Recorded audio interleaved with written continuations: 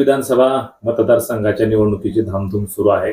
अंतिम टप्प्यात निवडणूक आलेली आहे. प्रामुख्यानं खऱ्या अर्थानं आमदार नमिताताई मुंदडा यांचे शिलेदार म्हणून आपण या अंबाजोगाई शहरामध्ये फिरत आहात. प्रमुख जबाबदारी तुमच्यावरती आहे. कसा मतदारसंघात रिस्पॉन्स आहे, कसा अंबाजोगाई शहरामध्ये रिस्पॉन्स आहे? अतिशय चांगला प्रतिसाद जनतेकडून मिळत आहे. आदरणीय नमिताताई मुंदडा यांनी केलेली विकास कामं, शहरात होणारा बदल आज सर्व अंबाजोगाई शहर किंवा तालुक्यातील जनता पाहत आहे. आज शहरातून फिरताना 100 फुटाचे डांबराचे रस्ते दिसत आहेत. भव्य दिवस भगवानबाबा चौकात ते छत्रपती शिवाजी महाराज चौकापर्यंत अतिशय मोठमोठे रस्ते झालेत. यशवंतराव चव्हाण चौकापर्यंत ते गेलेत. तसंच छत्रपती शिवाजी महाराज चौकापासून दवाखान्यापर्यंत गेले रस्ते बघा. म्हणजे या ठिकाणी शहराचं वातावरण पूर्ण बदललेलं आहे.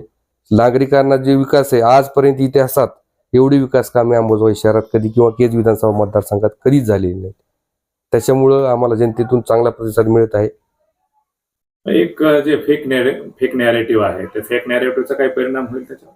100% काही त्याच्यावर परिणाम होणार नाही.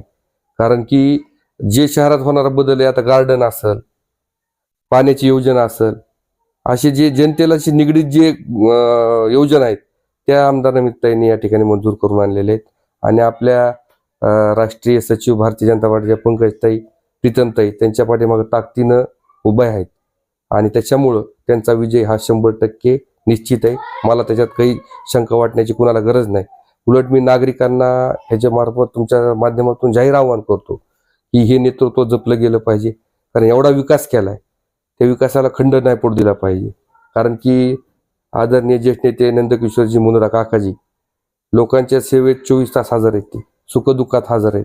दवाखान्यात तर ते कुणीही पेशंट असू द्या मतदारसंघातला, अर्ध्या रात्री जरी फोन केला तर ते उपलब्ध असतात.